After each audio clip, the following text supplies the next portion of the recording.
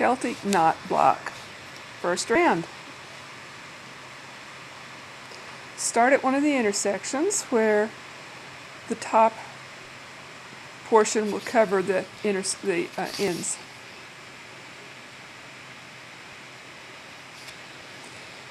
Make sure that your bias is following the outline that you drew for your block. Align it with the outline. Make sure you can see that little blue mark as you stitch around it.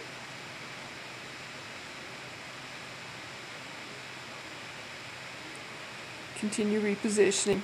All you have to worry about is the ½ inch right in front of the needle. You don't need to worry about all the rest of it right now.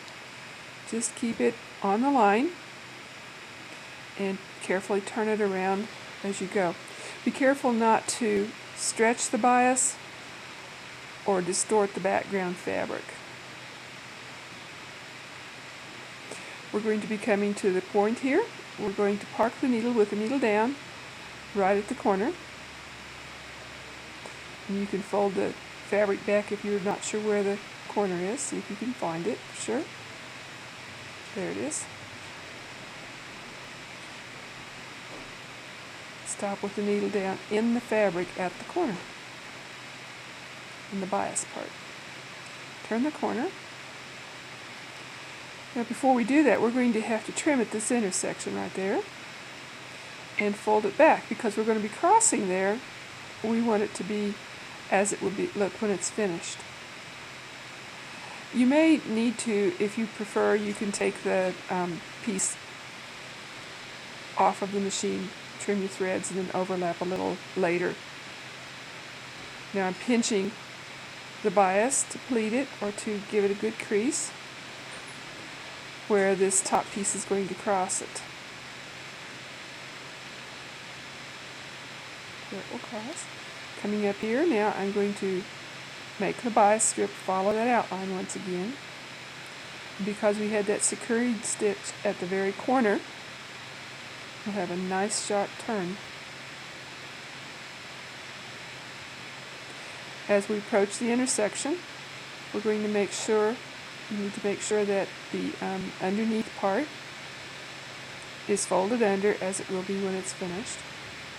You'll see me take the stiletto and oops, I made a mistake, but I thought I'd leave that in there to show you. You can go back and overlap your stitching slightly if you get off to where your stitches are not catching the bias folded edge. I'm going to fold this under where the top bias is going to cross over it. Once again, follow the outline. Stitch right over this portion.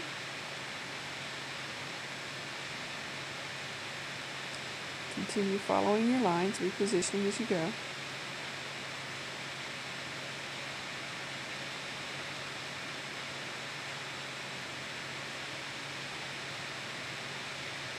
Keep going a little further.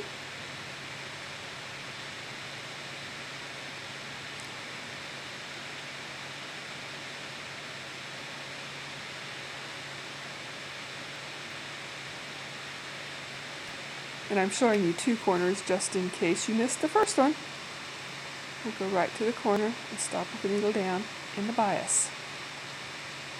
You stopped in the fabric, sometimes the bias will pull away. Make sure you stop with the needle down in the bias.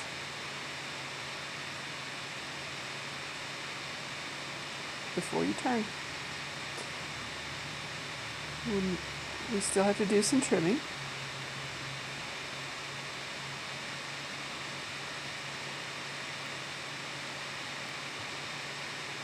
See where we're at there. Fold back the top portion, trim the underneath part to a little slightly less than 1/8 of an inch. And you don't have to trim it all the way, just far enough that you can fold it under at the intersection. If you starched your bias heavily, it should crease very well. Cotton is very forgiving in that it will hold the crease very well. We'll remember it.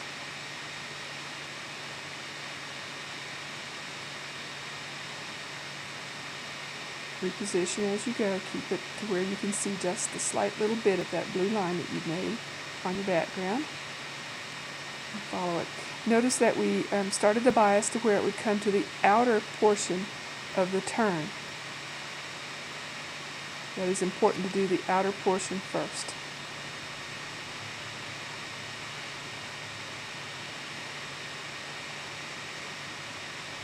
Now we're going to remove it. We've gone all the way around it and we've clipped our ends, trimmed our threads. We're going to come back, and this part now we have to trim the rest of the long side of the bias out from underneath.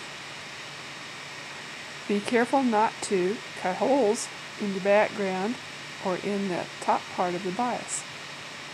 I like to almost turn this piece inside out so I can get to it. And hold your scissors carefully. I like to hold them pretty flat with the fabric so that I don't risk. See, I'm holding them flat rather than on a side. We're going to go into the corner. This is the hardest part. Kind of flip it inside out if you can. There we go.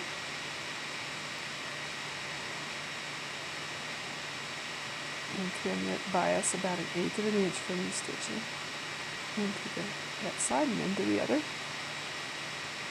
to remove it. Now, crease the bias under. This will help, especially at the corner. Give it a good pinch. Run your fingernail over it if you need to.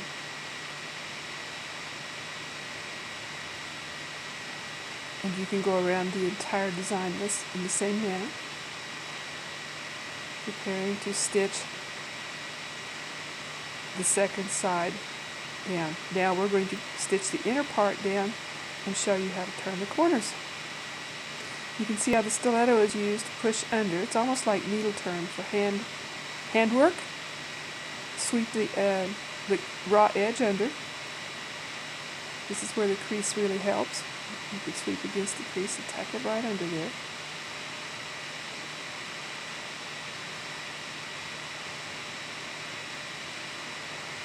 One safety issue, you may, when you're manipulating the fabric close to the needle, remove your foot from the accelerator pedal so you don't accidentally take a stitch when your fingers are too close to that needle.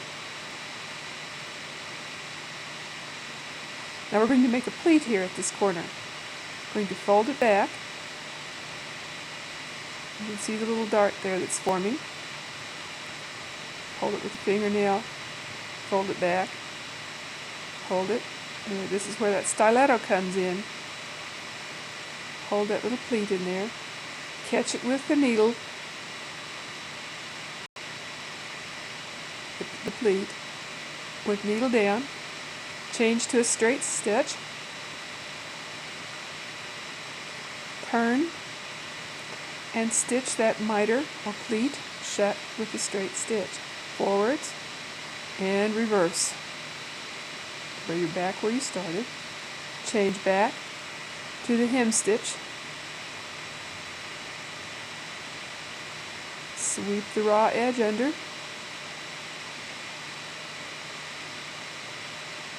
And continue stitching down that edge.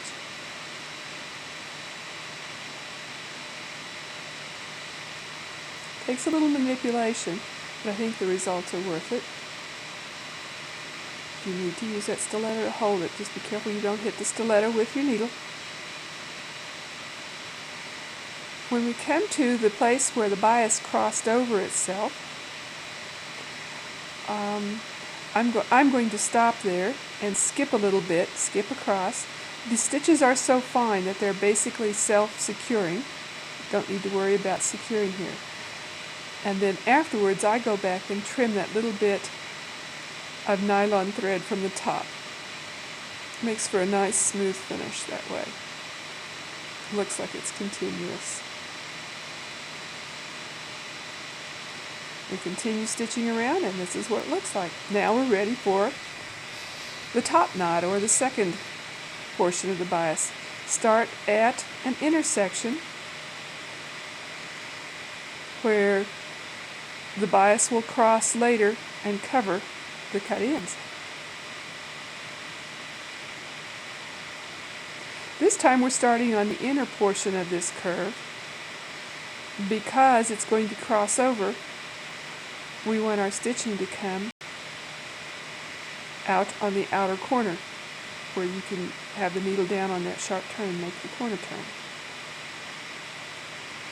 On the under knot, we started on the outer edge. This one we start on the inner on the large loop, because the small loop we want to come out on the outer edge. You'll see it here in a minute. We're going to go into fast motion here, I think. We can get it done quicker that way. Here you see we're on the outside portion. Needle down, turn, trim, fold, more trimming, crease, fold, turn, more trimming, crease, crease, crease. There you see the end. We're going to snip that off underneath there. This piece is then going to come right back into where that ended, and we're going to trim it off. Now when we stitch these down, it's going to cover where we started. Here we go. You can see that end. We're going to crease it under. Use our stiletto and fingertips to tuck it under and hold it under. And our second pass is going to secure that loose end, and nobody will know where you stopped and started.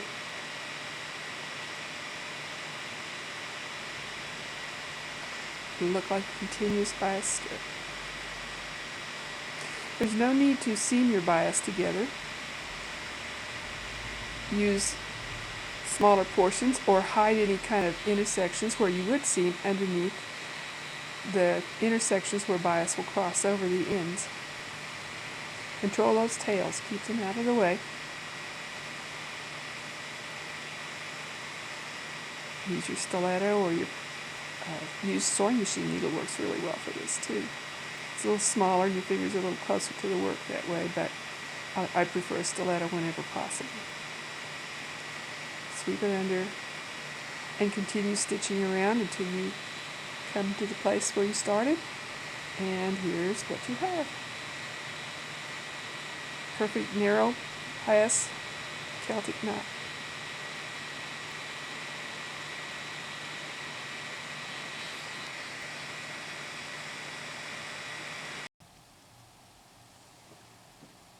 Enlarging the marking guide with freezer paper strips.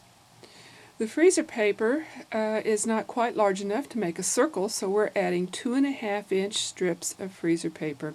No need for Scotch tape here. Scotch tape would just get kind of messy when you ironed over it. Overlap the freezer paper strip onto the block about 1/4 to 1/2 inch and press with a hot, dry iron. Freezer paper will stick to itself nicely and permanently. You cannot remove it. Add 2.5-inch strips to all 4 sides of the freezer paper marking guide.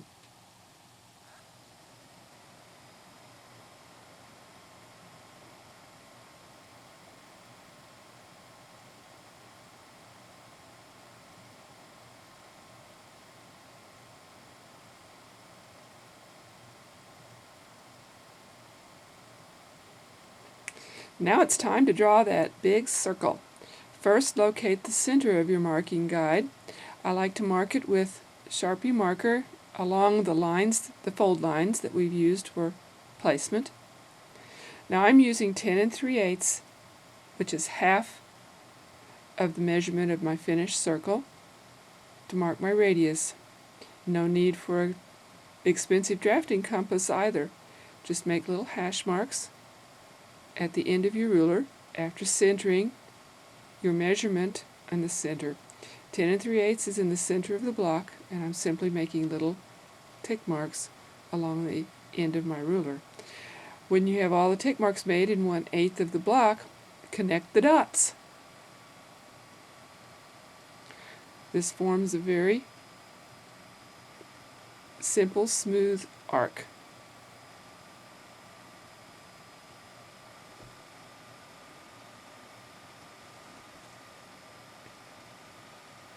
When you've completed this arc, it's time to fold and trace.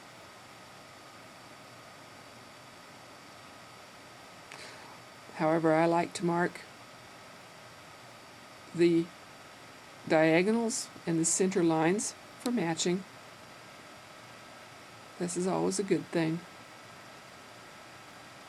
Now fold along any of the lines adjacent to the arc and trace. Mark those center lines and diagonals, fold again, trace again, mark those lines for matching. Now we're going to add the quilting pattern. I provided for you the quilting pattern as I have chosen to use it. However, if your circle is smaller than mine, if it's smaller than 21 1/4, it may not fit. So I provided you with a 90% and a 95% size drawing. Trace this once you have it positioned in 1/8 of your marking guide.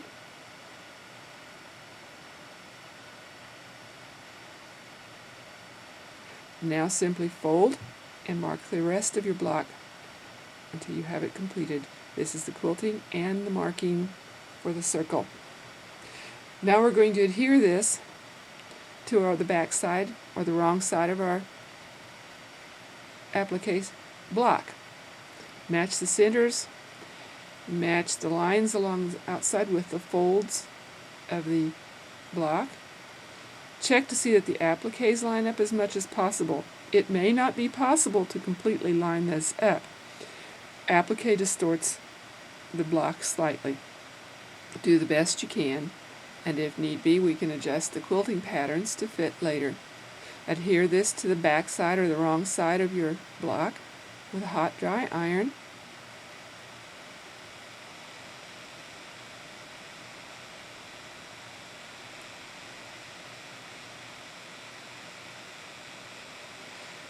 Turn the block over and check for matching.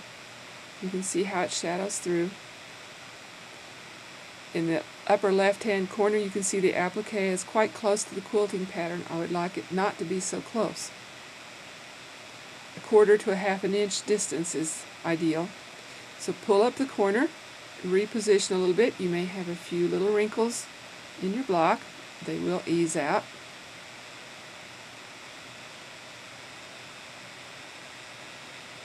Sometimes you can do a little tugging on your applique block to get it back into a square shape to where it fits into your marking guide.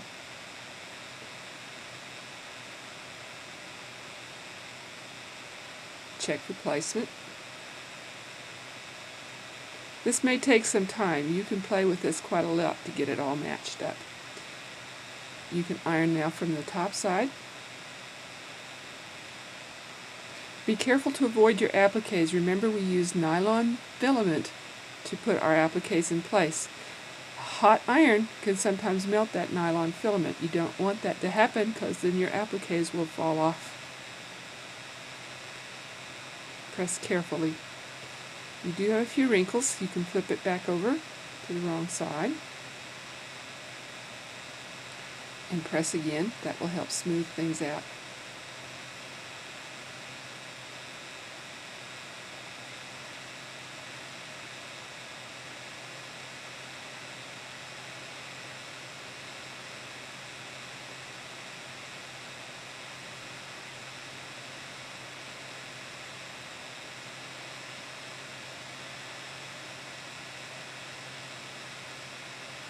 Now, we're ready to trace. Trace the circle that you drafted. Remember to mark the matching lines at the centers and the diagonals. And if you wish, you can trace the quilting pattern at this time as well. It's a little easier to mark the quilting pattern at this point rather than waiting until you have the whole quilt top assembled. Make sure your mark is dark enough and that it will stay on, that you can see it, and that it will stay on until you have finished quilting. Now we're ready to assemble our quilt top. I already have part of this one assembled, but you can kind of get the idea of how we're going to match. Now we want about a 1/2 inch in between these blocks, that will be covered with our 1/2" bias tape later. This one is not seamed together. You can see the opening there. The reason I did not seam this together is because my yellow blocks were actually smaller than my circles. And I found out this worked just as well. We just leave 1/4 inch between our cut edge of our circle and the center marks. Apply a little glue stick, press it in place. I like to do that at all the matching points first.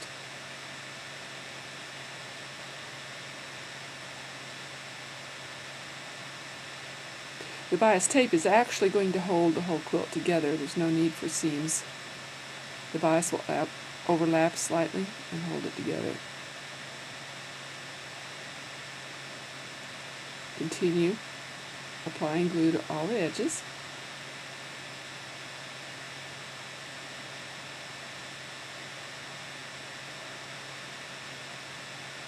When you've finished gluing all the edges in place, it's time to take it to the sewing machine and machine baste slightly outside the circular line.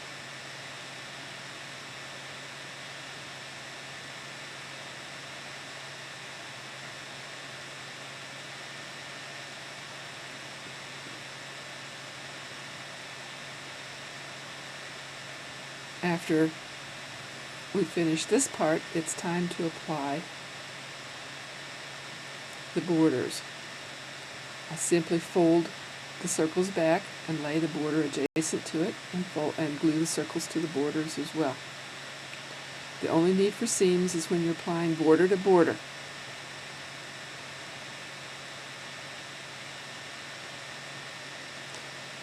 Pressing the single fold bias. This is slightly different than what we've done for the stems and for the Celtic applique. I'm pressing the 1" cut bias strip in half. This is only a reference point. Now I'm folding one side of the bias to where the cut edge meets the center fold.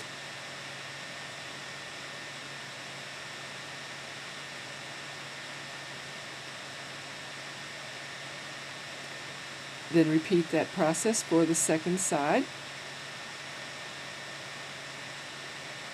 to create a single fold bias tape. Give it a good press.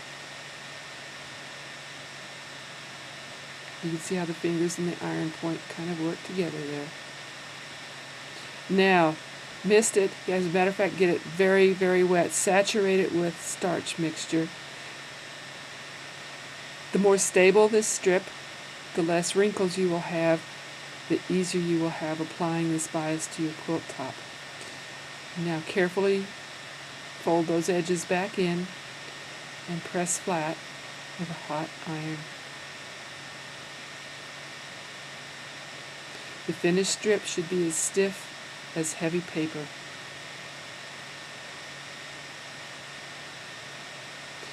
I tried using Mary Ellen's Best Press. I could not get the bias strip stable enough for putting it onto the quilt. Starch seems to do a better job. Press from both sides until completely dry.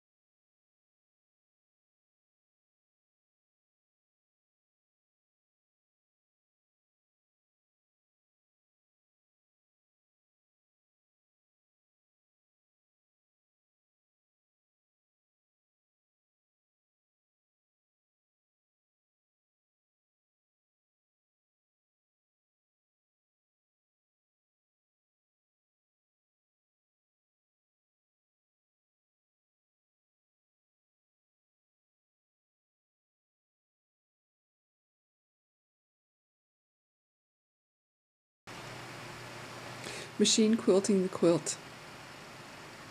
Begin by pin basting. We covered how I baste earlier, or it's in my Winning Stitches book. We use pins, lots and lots of pins. When you place your fist down, you should touch pins on all sides of your fist. Next, we're going to do the outline stitching. I like to begin by quilting all around the circles so that they will stay nice and round. Move the bulk of the quilt under the arm of the sewing machine by simply scrunching it under. I like to begin as far from the side of the quilt as needed.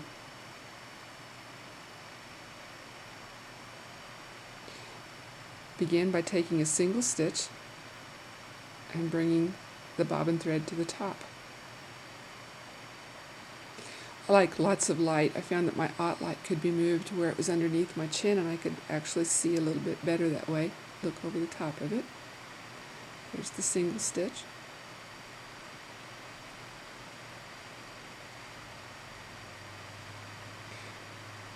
Anchor your stitches by taking 3 or 4 tiny stitches. If you take them all exactly in the same place, you'll end with a big knot on the back. So I like to take just 3 or 4 forward. When you need to stop to reposition your hands, the needle should be down. You should have total control and gauge your first stitch before stitching forward. Continue around the circles. Sometimes we have little mistakes that happen. I'm going to show you how to fix a mistake. I'm stitching with white thread. If I happen to slip up into the green, it's going to show. As soon as you see this happening, stop. Give yourself a little extra thread. I like to snap it, kind of pull it, and then release the stitches with my ballpoint awl.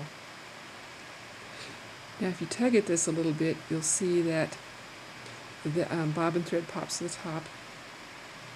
You can pull that loop up with the ballpoint awl and snip the bobbin thread off.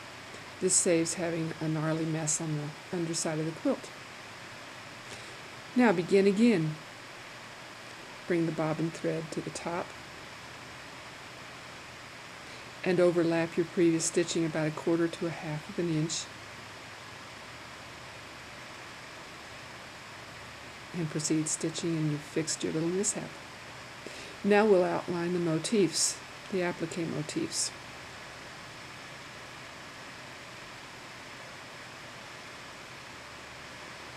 Begin once again by pulling the bobbin thread to the top, taking 3 or 4 tiny stitches, then proceeding on around the quilt, on around the motif, rather.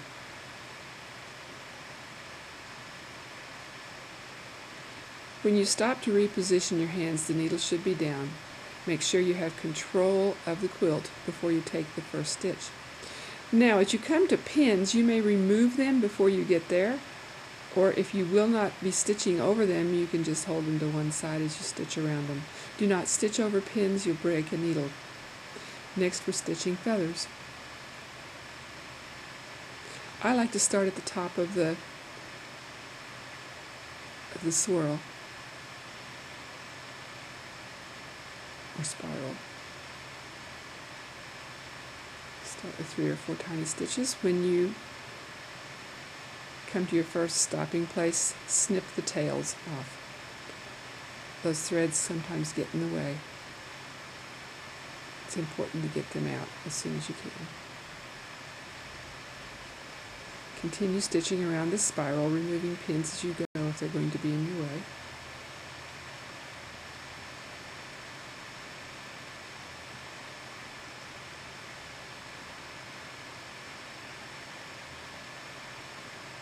Stitch the vein. If you see that there's some fullness happening behind the area where you're going to be stitching, redistribute it with your fingers. Diane Godinsky calls this snow plowing. You want to prevent that, or stitch in the fullness as best you can. Control it with your fingers as you go. Now we're going to stitch around the feather. Stitch on the inside of the blue line. Touch the previous stitching, then stitch on the outside of the blue line. This gives an echo effect about 1/16 of an inch apart, which adds a lot of emphasis to these trapuntoed feathers.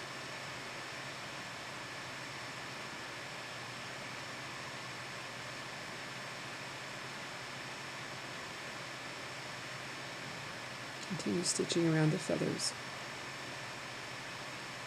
Slow down as you come to the vein. Remember to speed up. If your hands are moving fast, your needle will have to move a little faster too to keep even stitches. Slow the needle down as you slow your hands down. It's a matter of eye, hand, foot coordination here to get the even controlled stitches. Now echo on the outside of the blue line, about 1/16 of an inch away from the previous stitching, back to where you began the feather motif.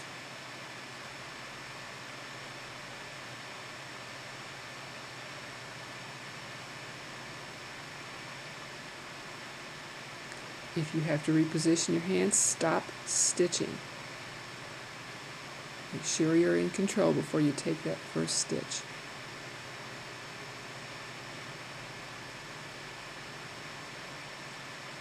It'll become natural with practice. Now we're back where we started. We're going to continue stitching the vein of this feather.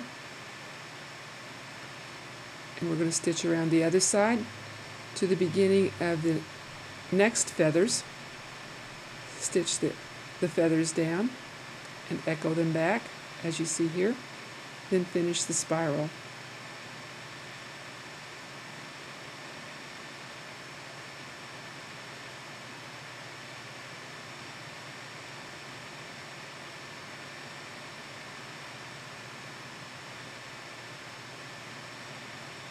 As you come to the end, take 3 or 4 tiny stitches. You may even overlap a stitch or 2. Pull the thread to the back. Get the hold of the loop. Take a stitch in place. Pull the bobbin thread to the top. There you can see the bobbin thread, and we'll snip it off. This way you have no tails on the back to trim later. And there's our feather motif.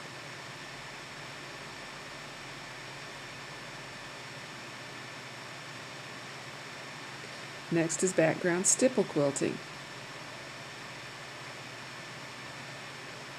Begin by making kind of fat loopy Ys. These Ys should actually bump into the quilting motif stitching. And it's okay to overlap a few stitches. And continue around. Now I'm going to echo the spiral to get to another area where I'm going to proceed with the stipple quilting.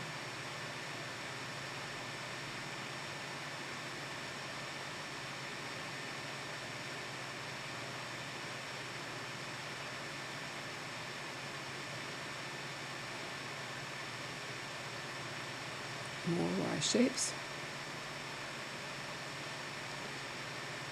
I'm going to want this stipple quilting to bump into the edge of the appliques, but not go over them. If you have some fullness forming, surround it and then stipple through the center of it. This will distribute that fullness. Here I'm moving to another area.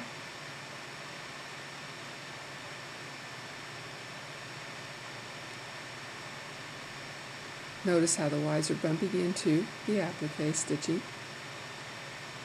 without going over the applique. I will fill in with all these little Ys all the way around the motif, or the area that I need to fill, and then finish stippling through the center.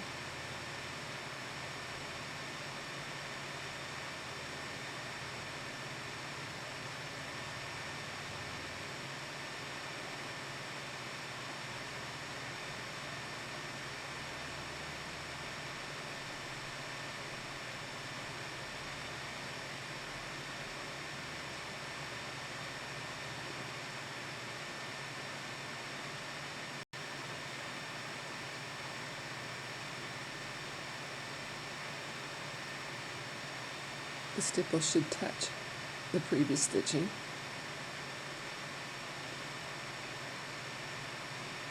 Notice how we're filling in the center now.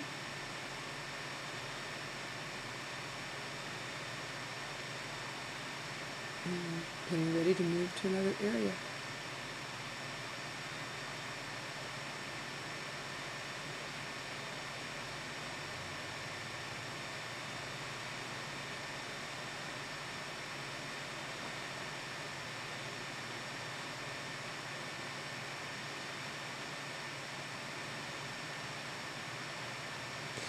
This is an area that's not stippled. It looks pretty nice.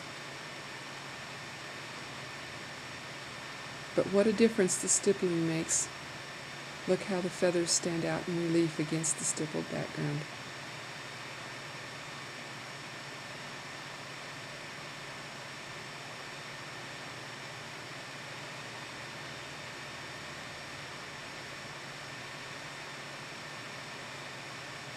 Now we're getting ready for grid quilting. I like to use an 18-inch see-through ruler and a water-soluble pen for marking my half-inch grids.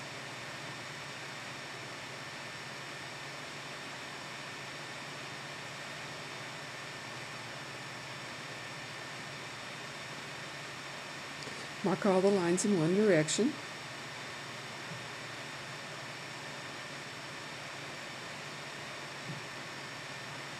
Don't forget the little spaces in here. Now I'm not marking through the centers of the applique motifs because we're going to fill that with echo quilting later.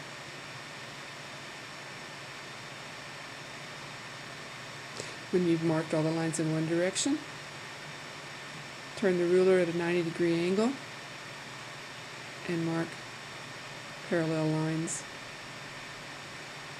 perpendicular to the first set.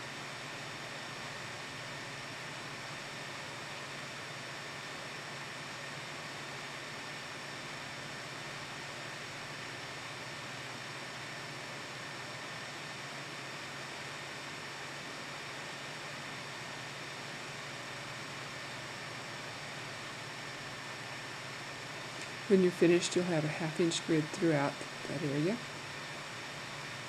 and we're ready to sew. You may start anywhere along an applique along this grid. We're going to sew a serpentine line going out about 1/8 of an inch and then crossing at the grid intersection. Just a little S shape.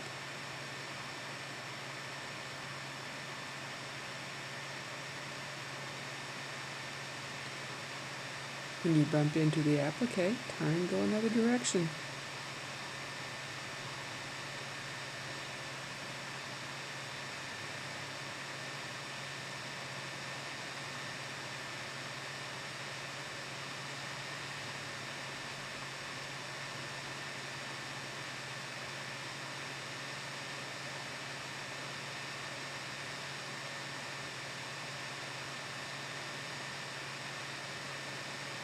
Continue sewing serpentine shapes and filling the area.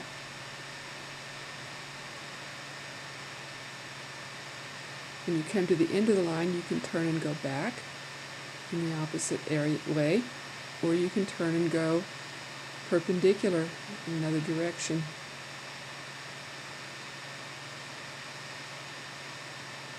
I'm going to show you how I fill some of the smaller areas here.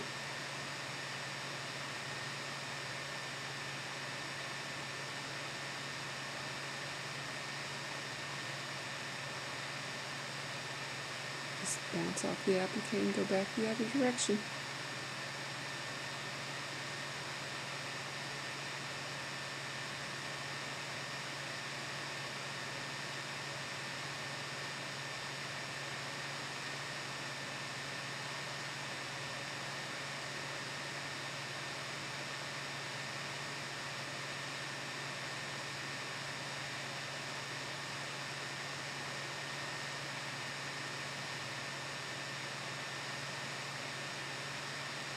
Sorry about the finger in the way. It isn't as close as it looks. We're using a telephoto lens.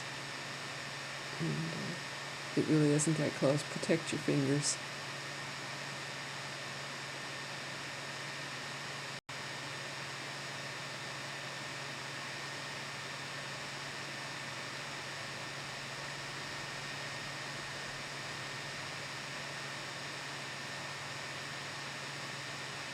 You see how the serpentine just goes back and fills in so nicely?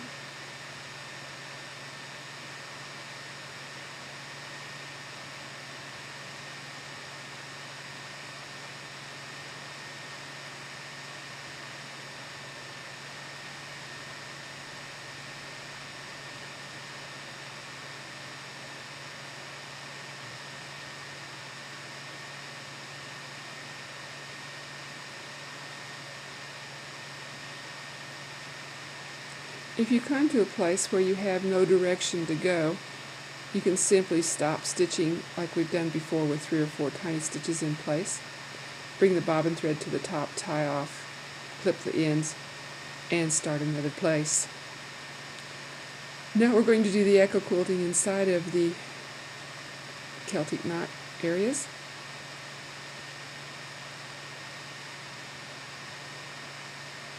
Simply outline stitch next to the appliques.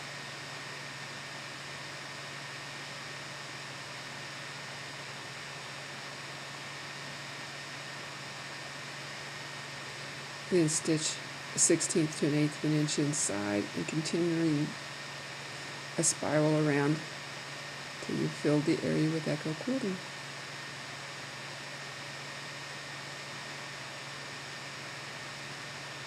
Finish with 3 or 4 tiny stitches in place and bringing your bobbin thread to the top and clipping it.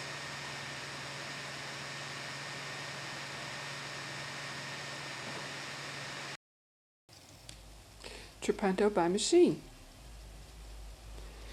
We'll need to cut a piece of batting, the size of 1 or 2 of our motifs that we're going to stuff with trapunto. Slide the piece of batting underneath, position it underneath so that it completely fills the area that you're going to quilt around or that you're going to add the trapunto to. Pin the batting in place. This does not have to be neat. Just be sure that the pins do not cross lines that you'll be stitching.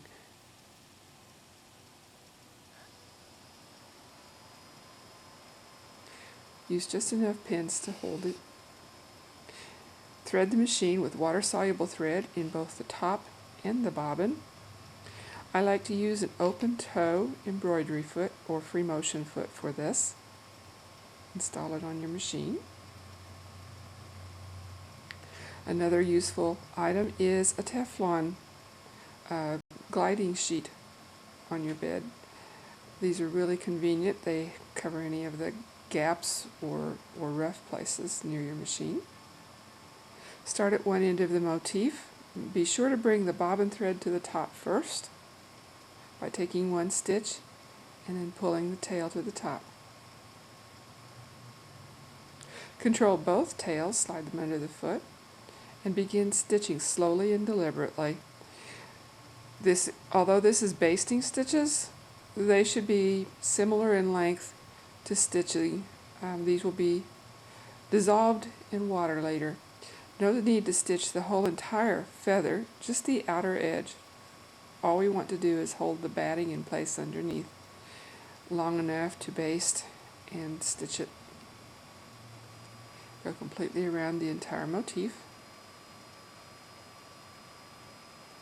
I've said it before, but this is not a race. Stitch slowly and control the placement. You should be stitching just inside the blue line or the marks for the motif. Do not stitch on the line. We'll be doing that later with our quilting stitches.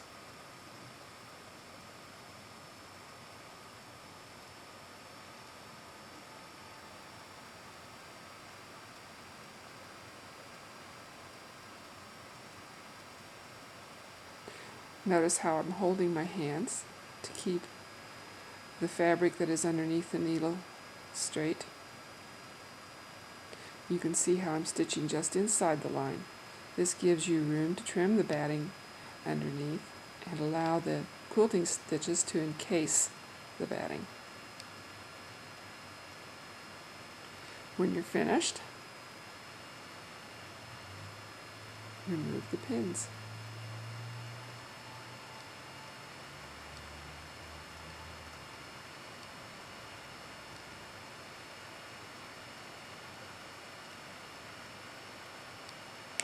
Now we're going to turn it over and let you see what the underside looks like before it's trimmed. You can see the motifs fairly clearly here and the stitching. Now carefully trim the excess batting outside the stitching. Trim it close to the stitching, but be very, very careful you don't snip through the quilt top.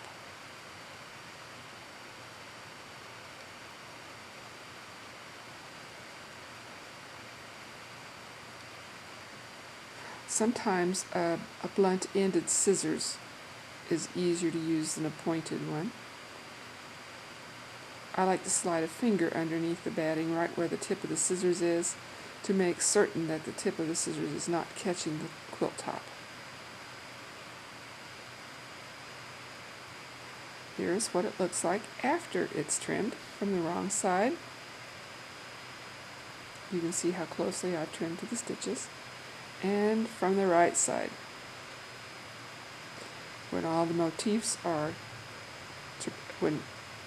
trapuntoed, it's time to baste.